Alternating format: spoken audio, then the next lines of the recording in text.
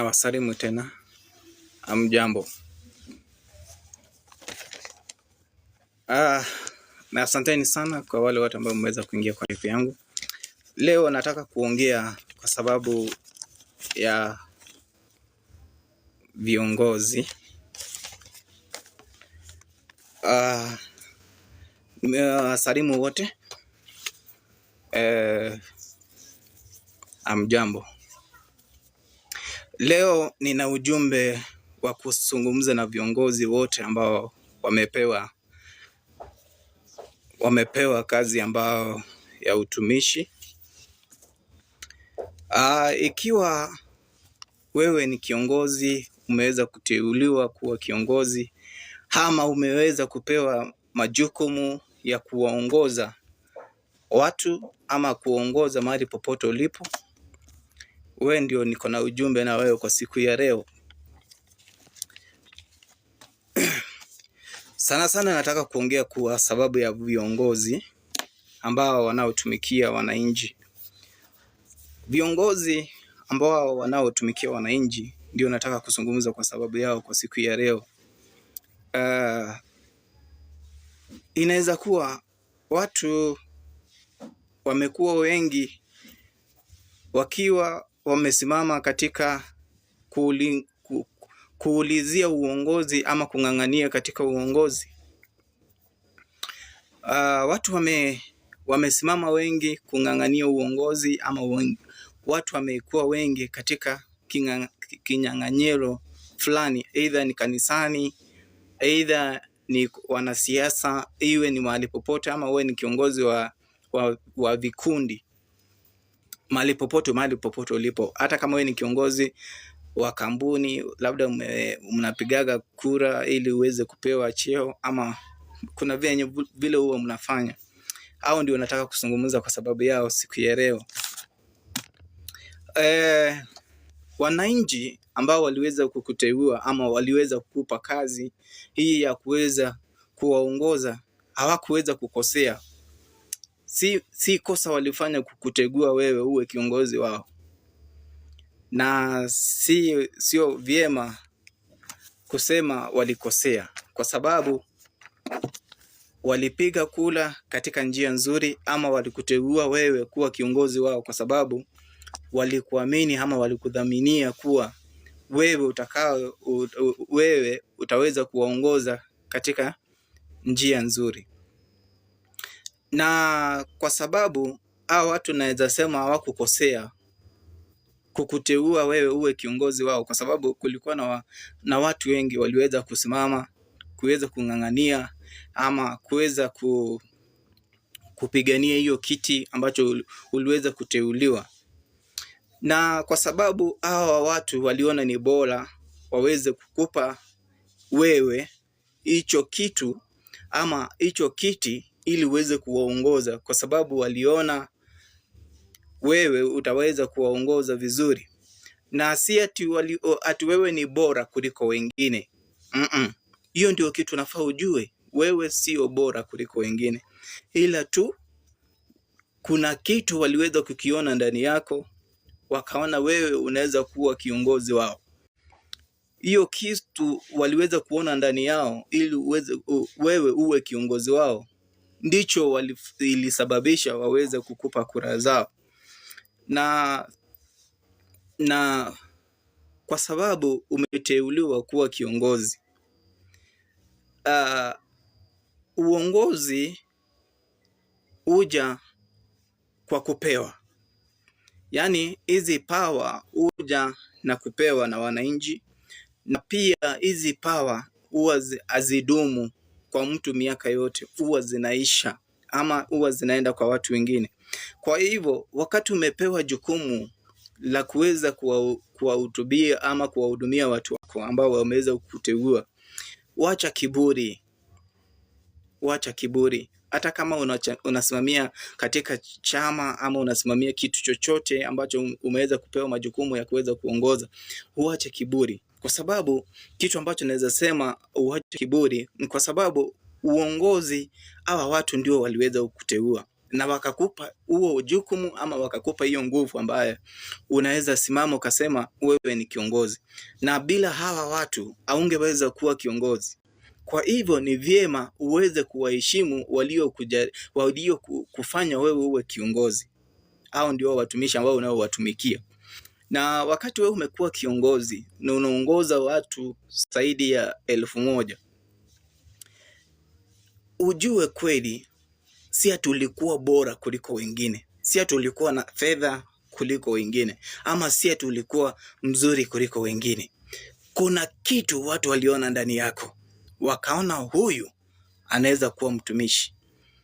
Na hiyo kitu ambacho waliweza kuona ndani yako ni leadership. Waliona uongozo mzuri ndani yako, ili wakaweza kukuteua wewe ukaweze kuwaongoza katika njia nzuri.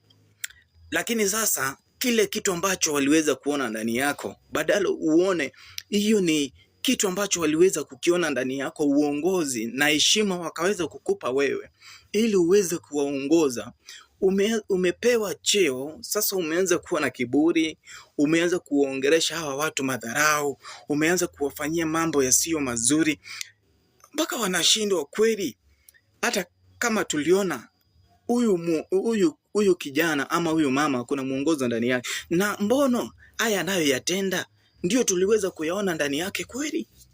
Hayo ndio maswali watu wanajiuliza, wanasema jamani, hata kama tulipiga hizi kura kweli ni kama tulikosea. Si ati walikosea, kuna kitu waliona ndani yako ili wakaweza kukuchagua wewe. Wewe ndio umeweza kukisahau lile jukumu ambalo uliweza kupewa na wananchi. Si ati wananchi walikosea, wewe ndio umesahau majukumu ambayo uliweza kuja kuyaitisha ama kuja kusema uweze kuyapewa. Ukasema mimi naweza kuyabeba na pia nitaweza kuwatimishia kulingana na mahitaji yenu. Lakini sijui kulienda vipi, ukaweza kuwa umegeuka siku hizi, au uongeleshi wananchi wako siku hizi. Waliokuteua hutaki kuonana nao. Kama uko na gari unafunga gari vioo. Kama kuna mikutano mahali wewe huwezi fika kwa sababu cheo lako limekuwa kubwa. Wacha niwaambie viongozi,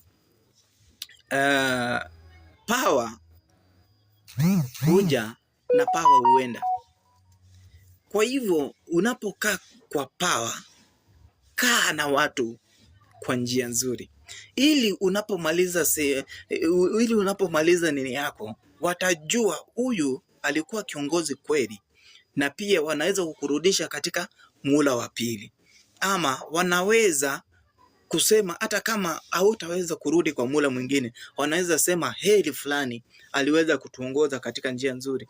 Mbona usiweze kuonyesha hicho kitu watu waliweza kuona ndani yako, uweze kuwathibitishia ni ukweli waliona uongozi ndani yako, ukaweza kuongoza katika njia nzuri? Mbona kiburi? Msiwe na kiburi wakati umepewa uongozi. Nyenyekea, kwa sababu hawa watu ndio waliokupa kazi na ndio bado wataweza kukufuta kazi. Nyenyekea, na kiburi huwa haiendi mbali. Na pia tumewaona wanasiasa waliokuwa wakubwa wa serikali bado wakiwa wameanguka, wamerudi chini, wameisha. Na sitaweza kuwataja kwa majina kwa sababu mnawajua. Hivyo power ni kitu huja na msimu wake na pia huisha na msimu wake. Hivyo kana wananchi vizuri. Kana wananchi vizuri, waliokuteua kaa nao vizuri, nena nao vizuri, wafanyie kazi waliokuteua, ili uweze kuonyesha mwongozo wako mzuri. Hata wakati utakapotoka pale, wanajua fulani aliweza kututendea kazi ama aliweza kutufanyia kazi nzuri. Hivyo iwe wewe ni kiongozi wa kanisani, wa chama, ama mahali popote wewe ni kiongozi, ama wewe ni manager wa ofisi, ama wewe ni supervisor. Hata kama wewe ni supervisor, kuna kitu watu waliweza kuona ndani yako wakasema wewe unaweza fanya kazi nzuri. Kwa hivyo mahali popote ulipo, umeteuliwa kuwa kiongozi, hakikisha umefanya kazi ile na roho yako yote, naonyesha ukweli kile kitu watu waliweza kukiona ndani yako. Watu hawakukuona wewe, watu waliona mwongozo mzuri ndani yako, ndipo wakaweza kukuchagua kuwa kiongozi. Kwa hivyo wakati wowote unaamka kuwafanyia wananchi kazi, hakikisha umewafanyia kazi na kuonyesha kweli una uwezo wa kufanya lile kazi ambao waliweza kukuteulia. Ukweli kabisa, kwa sababu watu wengine huwa tunateuliwa kuwa viongozi ama tunakuja kuulizia uongozi na bado hatujakuwa tayari kuwatumikia wananchi, ama bado hatujakuwa tayari kutumika. Lazima ukubali kutumika kama wewe umeamua kuwa kiongozi, na kama watu bado wamekwambia wewe kuwa kiongozi, hata kama bado uko unataka, kuna kitu wameona ndani yako, uwe mwongozo ukawaongoze. Hivyo hakuna mambo na maringo, hakuna mambo na kiburi, hakuna mambo na kuongelesha wananchi vibaya, hakuna mambo na kuwa bora kuliko wengine. Hayo mambo uache, kwa sababu hayo ndiyo yatakao kuangusha, na hayo pia ndiyo yatakao kuharibia heshima zako. Jina lako ni nzuri, sasa kupitia uongozi jina lako linakuwa chafu kabisa, linaharibika kwa sababu ya vitu kama hivi. Tengeneza jina, tengeneza sera zako kwa kufanya kazi na kuongea na wananchi waliokuteua, waulize mnataka nifanye nini, mnataka nifanye hii, nifanye hii. Na kwa sababu ya hiyo unaweza kuja, kama kuna majukumu yamekuwa yamezidi nini, unaweza kuja ukawaelezea tumefanya hii, bado hatujafanya hii, lakini bado tunaendelea kufanya kitu fulani. Wananchi wataelewa, ama wale watu ambao unaowatumikia pia wataelewa, kwa sababu hakuna haja ya kuenda mahali bila kuongelesha wananchi yale maneno ambayo yanayowasumbua. Kama matatizo yamekumba katika sehemu fulani ama katika kijijini kule kwetu nyumbani, mambo mengi, aidha sehemu za barabara, ama watu wamehangaika kwa sababu ya maji, ama watu wameangukiwa na manyumba, ama watu wamefanywa. Hiyo ndio kazi ya kiongozi, kufika pale na kuwapatia jawabu na kuweza kujua hawa watu watasaidika vipi, ama tunaweza wasaidia vipi. Hiyo ndio kazi ya uongozi. Uongozi si kupotea kule ambapo umeweza kuchaguliwa na kuenda sehemu zingine kwenda kuishi huko. Unafaa kukaa karibu na wananchi na kujua kile kitu ambacho wanachokihitaji, ama yale ambao wanayoyapitia ukaweze kuyajua. Ndio sababu wakakuchagua kuwa kiongozi wao wa karibu. Sasa imekuwa wewe hauwezi patikana, ulichaguliwa kule kijijini, siku hizi unaishi kule mjini, mara ndio huyo umeenda Europa, mara ndio huyo sijui wapi. Yani wale watu waliokuchagua wanauliza, yule ambao tuliweza kumchagua ili akawe kiongozi wetu yuko wapi? Hauonekani, haupatikani. Barabara ni mbaya, watu hawana maji, watu pasari mmeficha. Yani kama viongozi wengine sitawataja kwa majina. Yani hata mambo na pasari peke yake imekuwa ni kama ni bado ni jambo la kulazimishwa, ama ni jambo la kupembelezwa. Wananchi wanauliza haki yao, inakaa ni kama ni vita. Hilo si jambo nzuri. Na wakati aidha mmekuja, kama wewe ni MCA ama wewe ni MP ama wewe unafanya jambo fulani mahali fulani, kama ni pasari umekuja kupatiana, wacha ubaguzi, kwa sababu hawa watu wote waliweza kukuchagua. Wapatie kulingana vile wameweza kuingia.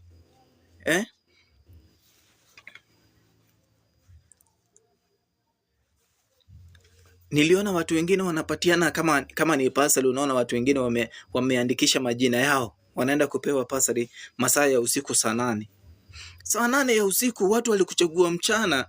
Wewe unataka watu waende kuumizana usiku saa 8 ya usiku, ndio unaenda kuwapatia watu pasari ya usiku, na bado wanakuwa wameandika majina ya kwenyu peke yake. Wewe ni kiongozi kweli wa watu ama wewe ni mnyama? Kwa sababu hakuna kiongozi ambaye anayefanya kazi usiku wa manane ndiye anaenda kusaidia watu usiku. Hapana, saidia watu mchana wakiona, ili yeyote yule anatasawishi aweze kujua kweli uongozi ama fulani aliweza kukifanya hiki kitu hadharani, watu wote walisaidika. Kama viongozi wengine wanasema siku fulani kutakuwa na mbunge fulani atakuja mahali fulani atapatiana 1 2 3, watu wanaenda huko. Hiyo ndiyo tunayoizungumzia. Lakini sasa wewe umekuwa kiongozi na bado vitu zako unafanya siri fiche, yaani unafanya kwa watu wachache, watu wengine wasiweze kujua kuwa kuna kitu unachokifanya. Na bado wakati utakuja wakati unataka kuja kuuliza tena uongozi wa pili, tena utakuja kwa hao wananchi ambao ulikuwa unajificha. Itakuwa sawa kweli? Tendea wananchi wote haki, ili wakati utakuja kurudi kwao kwa mara ya pili, watajua kweli wewe ni mwenye haki na unatenda kazi yako kwa njia nzuri na kwa njia bora kwa watu wote. Tusifanye kazi kwa kuegezea watu wengine ati kwa sababu ulichaguliwa. Kama ulichaguliwa kule mjini, we ni Mkikuyu unafanyiwa Kikuyu kazi, unawafanyia nini? Ama we ni Mkamba ukafanyiwa Kamba kazi, ama we ni Mkisii ukafanyiwa Kisii kazi, ama we ni Mjaluo ukafanyiwa kazi. Ulichaguliwa na Wakenya, ama ulichaguliwa na watu wa hiyo sehemu, wafanyie kazi wote kwa pamoja. Fanya kile kitu ambacho kinaweza sababisha kila mtu aridhike kweli umeweza kufanya kazi. Na wale wote ambao wanayotamani kuuliza uongozi, mbona mnanyamaza? Tokezea, zungumze na watu, waulize yale yote ambao wanayoyapitia, ili wakati mtakapokuja kuingia katika uongozi muweze kujua shida za watu wanazozipitia ni gani, kwa sababu kuna shida ambazo watu wanapitia, lakini mtu wa kutoa hizi shida kwa watu kupeleka kule juu ndiye hayuko, kwa sababu wale ambao tuliweza kuwapatia majukumu wameweza kukimbia na wameweza kupotea. So kwa hivyo mtu yeyote ambaye anayehitaji kuuliza uongozi ama anayetaka kuwa kiongozi, tembea kwa wananchi, uliza kwa wananchi shida ambazo wanazozipitia. Hata wewe mwenyewe unaziona, barabara, hospitali, shule, mambo mengi, afya zetu.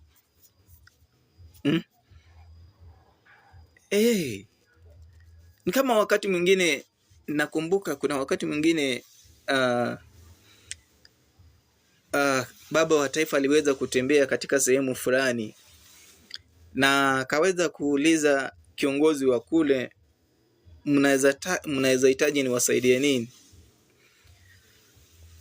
Yaani kiongozi mzima ambaye anatumikia wananchi wa Kenya ama anatumikia wananchi wake, yeye aliona ni bora aweze kuitisha jera, ndio wananchi wake wamekosa.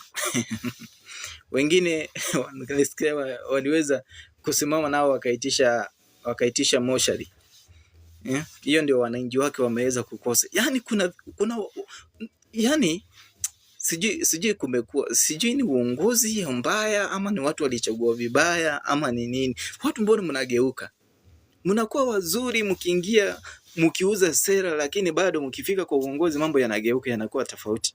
Ni nini kinachokuwa kule bunge kinachowabadilisha akili zenu zinakuwa tofauti, sio zile zenye tulikuwa tunazijua? Ni kama kuna kitu fulani kiko katika bunge ama kiko pale ambapo mnapofanyia kazi kinachowageuza, mnakuwa tofauti na vile tulikuwa tunawajua. Lakini mimi sikuwa na mengi, ni kuwajulisha tu kwa wale ambao mnao simamia ama mnaoongoza wananchi katika sehemu fulani ama katika viongozi katika viti fulani, tuwe na hekima ya kuongoza wananchi ambao waliotutegua, na tuwe na ufahamu wa kuongoza hawa watu katika njia nzuri, na pia tuweze kuwatendea kazi na pia tuweze kuwatendea haki. Hawa wananchi walikuchagua kwa roho moja na wakaona wewe utakuwa kiongozi bora na utaweza kuwaongoza. Kwa hivyo watumikie hawa watu na nguvu zako zote, uweze kuwaonyesha kile kitu waliweza kuona ndani yako ni ukweli, mwongozo huko ndani yako. Waongoze. Hata wakati wa malipo utalipwa bora kuliko yule ambaye alienda pale kufanya shughuli za kwake. Unajua kiongozi hajapewa, ukiwa kiongozi ndio sababu unaona hata wakati mtu umepewa kazi kama ni mpishi ambaye amepewa kazi ya kusafu, Unapata yeye anahakikisha kila mtu amepata chakula, anahakikisha kila mtu amekula, amefanya nini, lakini yeye huwa anajisahau. Ndio sababu unaona mtu mpishi sometimes anaweza kaa njaa, lakini watu wengine wao wameshiba, wageni wameshiba, lakini yeye anakaa njaa. Hiyo ndio kazi ya utumishi. Utumishi sio rahisi, lazima ukubali kutumika na utumike na utumikie watu. Si ati sasa umepata muda mzuri wa kwenda kuchukua kile wananchi wanacho kidogo, unachukua unapeleka. Sasa unaanza kunyanyasa wananchi ambao waliweza kukuteua na wakakuaminia kuwa utaweza kuwaongoza. Na sasa hawa watu ambao nao wasumbua, ama hawa wana biashara wadogo wadogo mnao wasumbua, na bado kesho mtakuja msimame mbele yao, mnataka wawapatie kula zao, ama mnafikiria vipi? Kwa sababu hawa wananchi wa chini bado ndio huwa wanapiga kura, ama huwa ndio wao wanachagua viongozi. Sijui hii mateso yote mnawapitishia, ama haya machungu yote mnaweza kuwapitishia wakati mko katika uongozi. Mko na uhakika kweli haya machungu ambao wanaweza kuyapitia kwa biashara zao, katika shughuli zao wanazozifanya, mara sijui kumebomolewa, sijui mara wameshikwa na kanjo, mara sijui ndio vitu zao zimemwagwa chini, mara ndio wamepigwa, mara ndio wa kwanza kupigwa risasi, mara ndio wa kwanza kushikwa na polisi. Ni kama watu wa pikipiki, watu wa bodaboda, wa biashara ndogo. Unapata yani, wacha niwaambie ukweli, sijui Kenya inakuwa na shida gani.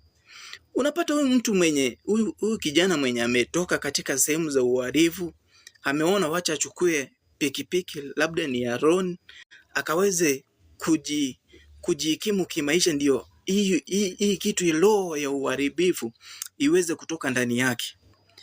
Lakini ile kukimbishwa kwa hii barabara, unaweza dhani ni mwizi. Unapata huyu mtu ana kila kitu kwa barabara, ana insurance, ana license, akona insurance, akona DL, akona kofia, akona kila kitu. Lakini kuna zile sehemu huyu mtu hawezi kanyaga, sababu serikali kuna watu ambao wako pale ambao wanajifanya serikali, wanakimbisha watu wa pikipiki sana. Kama nashukuru sana polisi wa traffic, kwa sababu naona wanatufanyia kazi inakuwa rahisi. Lakini unapata kazi polisi wa traffic wao wanang'ang'ana kufungua jam, kututengenezea barabara zikuwe sawa, tuweze kwa usafiri uweze kuwa sawa. Lakini kuna polisi wa kawaida, polisi wa chang'aa, wako katika sehemu fiche hapo kwa magari katikati, wanashika watu wa pikipiki katikati ya magari kwa highway. Imagine watu wanaweza sababisha vifo za watu kwa highway, kuchukua ufunguo watu wakiwa kwa highway, unatolea mtu wa pikipiki ufunguo kwa highway, na hata ujari maisha yake. Hata wewe mwenyewe ujijari kusimama kwa highway, kutolea mtu ufunguo akiwa kwa highway katikati.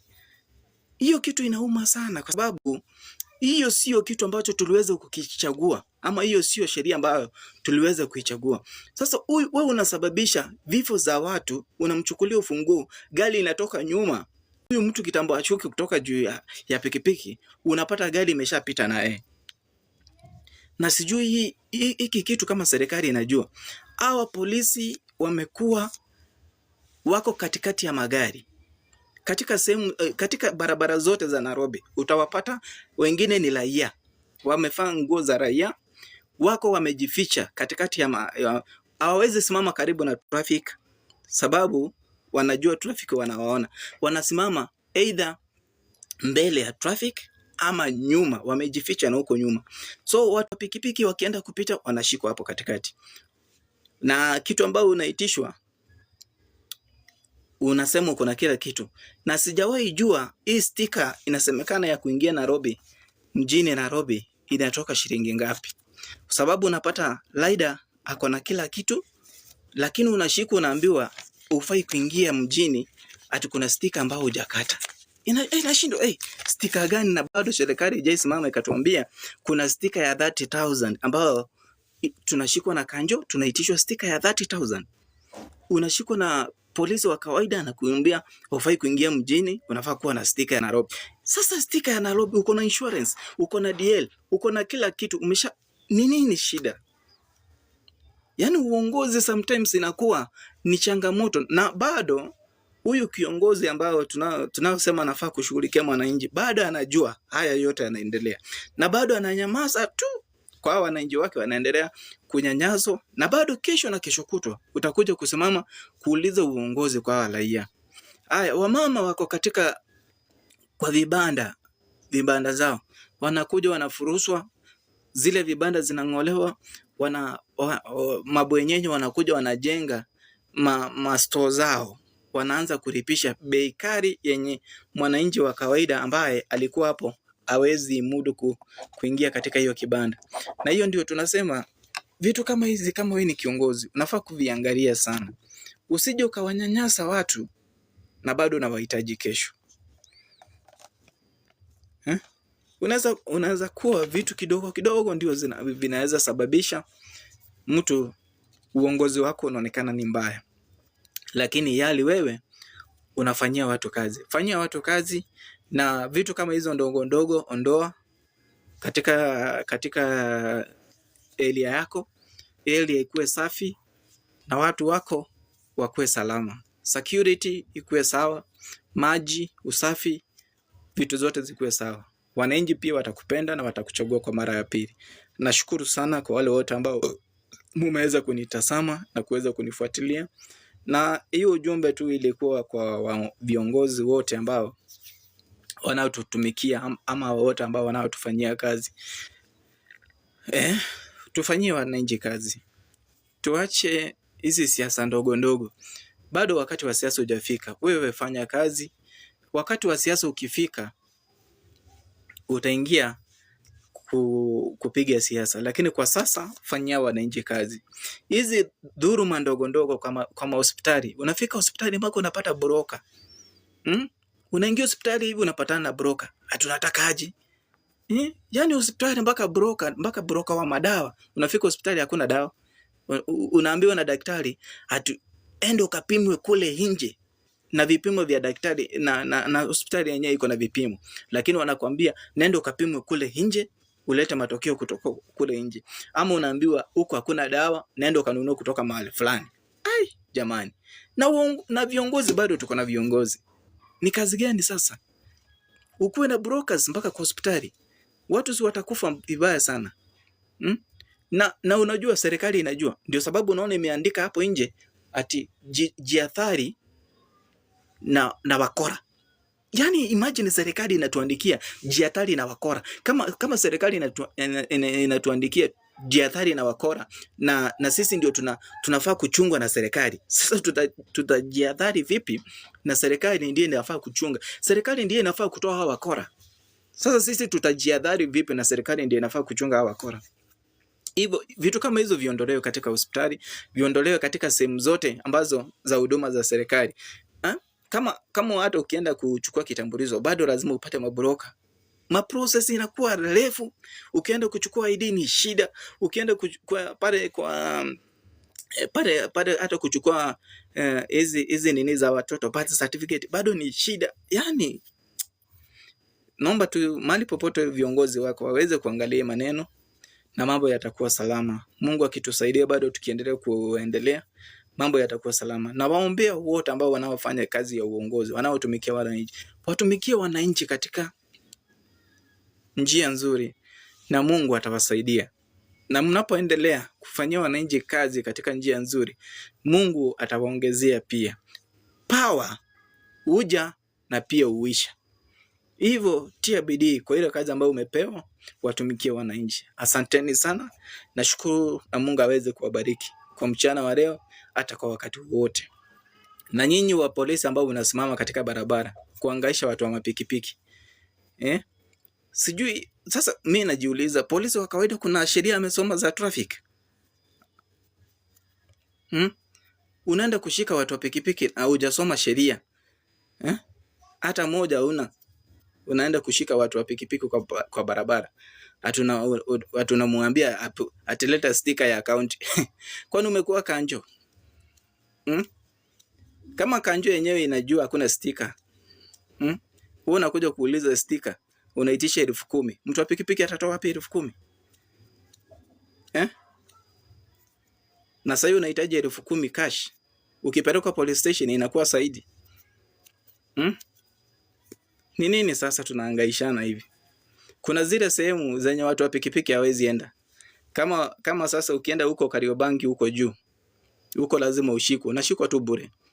Na unaitishwa pesa mingi sana. Ukienda hapo Allsops, huwezi pita. Ukisimamishwa tu kidogo hivi umeshawekwa ndani. Na pesa wanaitisha ni mingi. Ukienda Runda roundabout bado unashikwa. Ukienda town sasa ndio zaidi. Kila kona lazima ushikwe. Lazima ushikwe tu. Kuna watu ambao hata si watu wa serikali wanakushika tu. Wanakupatiana kwa mapolisi wenye wanajuana. Unaona? Kuna vitu zingine tunafaa tunaangalia vitu kama hizo. So tusije tukawa viongozi ambao tunatumikia kwa wananchi katika njia ambayo si mzuri. Tutumikie wananchi katika njia nzuri ili kesho tunaporudi kwa muhula wa pili waweze kutuchagua tuendelee na kazi. Nashukuru wote ambao mmeweza kunitazama na wote ambao mmeweza kuingia, na Mungu akaweze kuwabariki. Asanteni sana na mkuwe na siku njema. Bye bye. Mungu akawabariki.